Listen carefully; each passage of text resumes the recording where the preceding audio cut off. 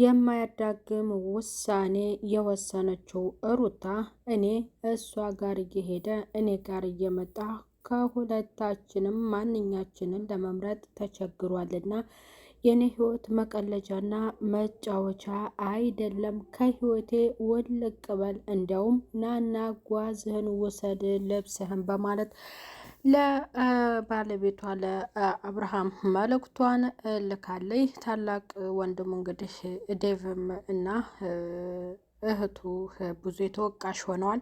ምክንያቱም ወንድማችሁ በእኔ ህይወት ላይ ይህን ያህል እንዲጫወትብኝ አልፈቅድለትም። እስካሁን ታግሻለሁ።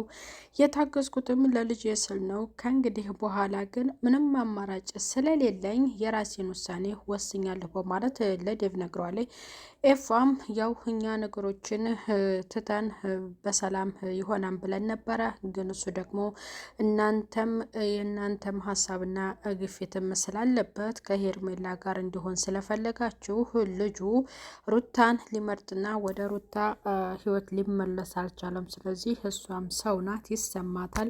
እስካሁን የከፈለችው መስዋዕትነት ለልጇ ስትል ነው። ከእንግዲህ በኋላ ግን ወደ እሱን ጋር መሄድና እሱን መፈለግ እሱን ማሰብ ይህንን ሀሳብ ደግሞ ትታለች በማለት ኤፋም ካጠገቧ ሆኖ ነግሮላታል።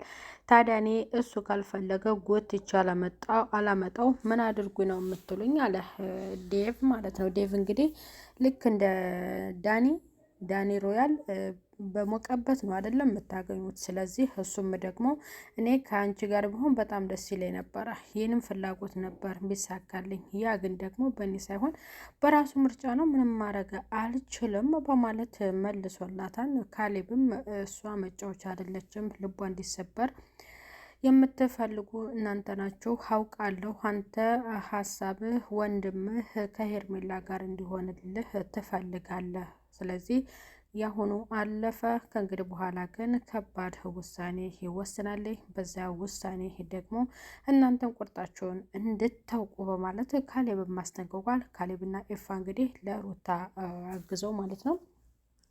ቡዜም ተወቅሳለች። ቡዜ እንግዲህ ከአብርሃምና ሩታ አንድ ጋር ሲሆኑ በባለፈው ቪዲዮ ከከተማ ሊወጡ ሲሉ እሷ ቀርታ ፕሮግራሜ ላይ ቀርታ እንዴት ነው የራስን እንትን ምርጫ የምትወስነው እና ከሩታ ጋር የምትሆነው እሷ ለአንተ የምትመጥን የምትገባ ሴት አይደለችም ብላ በተናገረችው ደግሞ ሩታ እንደተቀየመች ግልጽ አድርጋ ለዴቭ ነገረችው ማለት ነው። ቤተሰብ የእነሱ ነገር ያልቅም። እንግዲህ ሰላም ጤና ይስጥልኝ ውድ እየተከበራችሁ ቻናል የተከታታዮች ቤተሰብ በሙሉ በያላችሁበት ሰላማችሁ ይብዛልኝ። ለቻናሉ አዲስ የሆናችሁ ቤተሰብ የሆናችሁ ቪዲዮ ላይክ እና ሼር በማድረግ እስከ መጨረሻው እየተከታተላችሁ ቻናሉ አበረታቱ ትላሉ። ቤተሰብ ቡዜ እና ዴቭ ተወቅሰዋል። የሩታ የማያዳግም ውሳኔ በአብርሃም ላይ ይፈጽማለች።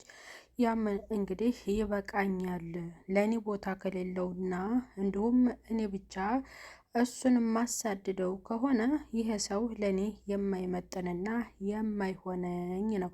የማይሆን ሰው ደግሞ በእኔ ልብ ውስጥ እንዲቀመጥ አልፈቅድለትም። ስለዚህ ወደ ቤት እየመጣ የሚመጣው እንደገና ደግሞ ሌላ ጋር ሲሄድ እኔ እቃ ነኝ ወይ እንደዚህ የሚጫወትብኝ በማለት እኔ ለራሴ የማንሰሳው አይደለሁም እስከ ማለት ድረስ ወስናለች። ዴቭም የራሱን ምርጫ ነው እንጂ ታዲያ እኔ ምን እናድርግ በማለት እሱ መመልሷል። ሄርሜላ እንግዲህ አሰናብተኝ እስከ ማለት ድረስ ደርሳ ነበረ። ታዲያ አብርሃም ሁለቱንም ሴቶች እየተጫወተባቸው ነው። የእነሱ ነገር ገና ወደ ሕግ ይወስዳል ማለት ነው። ምክንያቱም እየሰሩት ያለው እንደ ኢትዮጵያዊ ባህል አይደለምና ይህ ነገር ወደ ሕግ ያመራል እየተባለ ነው። ቡታጅራዎች ላይ ፎከስ ተደርጎባቸዋል ማለት ነው። ስሬስ ማለት ነው በሚዲያ ላይ እና የሚሰሩት ነገር ያው እይታቸው ቫይራል ወጥቷል። ግን ደግሞ መድረሻና አልተቋጨም ስላችሁ ሁለቱ እየሰሩት ያሉት ነገር አልተቋጨም። ዝም ብለው ጭቅጭቅ ንዝንዝ ነው። ስለዚህ ትክክለኛዋ ሚስት ወይም ይቺ በቃ ህይወቴ ናት ብሎ አንደኛዋን እንኳን አልመረጠም። ሁለቱንም እያጉላላቸው ሁለቱንም ሴቶች። ሄርሜላም የሰው ባል ወዳ ይኸውና ሩታ ለውሳኔ በቃችላት ማለት ነው። ስለዚህ እየሄዱበት ያሉትን መንገድ መጨረሻው ብቻ መቋጫው ምን ይሆን የሚለውን ለማየት በጣም ጓጉቻለሁ ማለት ነው ቤተሰብ። እና ሄርሜላ እንግዲህ ባሏ በዚህ ልክ ካደረጋት እንዴት ነው ቆርጣ የማትወስነው? በዛ ውሳኔ ላይ አምረራ ወስና የገዛ እህቱና ወንድሙን ተጠያቂ አድርጋለች። እኔ ከእንግዲህ በኋላ እሱን ማሰብም ሆነ ማንሳት አልፈልግም፣ እቃውን ይውሰድ እስከ ማለት ድረስ ነው የተናገረችው። የገዛ ወንድሙም ኤፋሚ ቢሆን ደግሞ ለሩታ ሆኖ ተናግሮ ነበር። በዚያም ያው አንተ እንደዚህ መናገር የለብህም፣ ይህንን ሀሳብ ለመንገር እኔን ምን አመጣችሁ? እኔን ማለት እኔን ለምን ጠራችሁ? እሷን ባለቤቷን ቡዜ ለምን አትነግሯትም? አትወቅሷትም? ፊት ለፊት እስከ ማለት ድረስ ደርሷል ማለት ነው ቤተሰብ። ስለዚህ ሰው አንድ ባልና ሚስት ማለት ባልና ሚስቶች አሁን ከዚህ ድራማ ላይ የምትማሩት ነገር ምንድን ነው? አሁን ባልና ሚስቶች ናቸው። ሌላ በመካከል ቤተሰብ ይገባል ለመዳኘት አወድ። ሁልጊዜ ግን እነሱን እያነሳ አይጨቀጭቅም። ጸብ ሲመጣ ሊዳኝ ይችላል። ሌላ ሰው ወደዋለሁ አፈቅረዋለሁ ብላ ወደ እሱ ህይወት ስትመጣ ደግሞ መምከር ያለባቸው አዲሷን አፍቃሪ ነው ወይስ ደግሞ ነባሯን የልጁን እናት ባለቤቱን ነው? ስለዚህ ቤተሰብ የነሱ ነገር ማለት ነው በራሳቸው ሙድ ስለሆነ የሚሄዱት፣ ግን ደግሞ የሚያስተምር ነገር የለውም። እንደውም ያናድዳል ማለት ነው ቤተሰብ። ለቻናሉ አዲስ የሆናችሁ ቤተሰብ የሆናችሁ ቪዲዮ ላይክ እና ሸር በማድረግ እስከ መጨረሻው ተከታተሉት። እንግዲህ አብርሃም በአዲስ የጸጉር ስታይልም ተከስቷል ማለት ነው።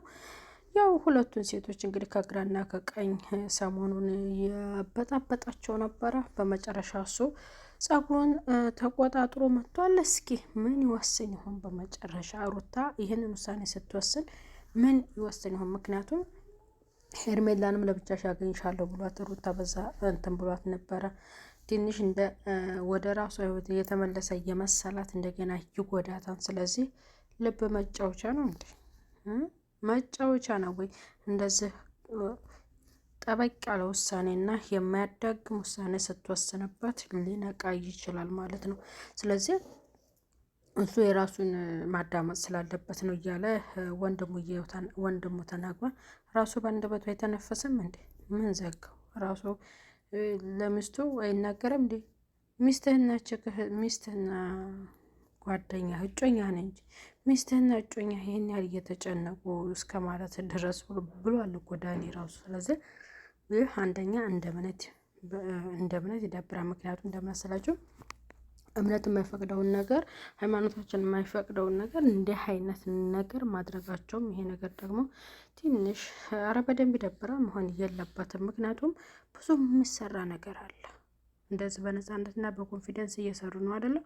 ስለዚህ ብዙ ነገር የሚሰራ አለ። ግን እኛ ወሬኞች ስለሆነ የምንከተለውን ስለማናውቅ ነው ማለት ነው ቤተሰብ። ቀጣይ በሌላ ቪዲዮ እስከምንገናኝ በያላችሁበት ሰላም ቆዩልኝ። ቡዜ እንግዲህ ጓ ትላለች በዛ ድምጿ ላይ ያው ሩታ ላይ ጓን የምትልባት ምክንያቱም ለሄርሜላ ስለምታደላ ዳኒም ለሄርሜላ ስለሚያደላ እንግዲህ ምላሻቸውን እንጠብቃለን ማለት ነው። ሩታና አብርሃም አንድ ጋር ወይም አንድ ነው የሚሆኑት። የሚለያቸው የለም ቤተሰብ። ባይ ባይ።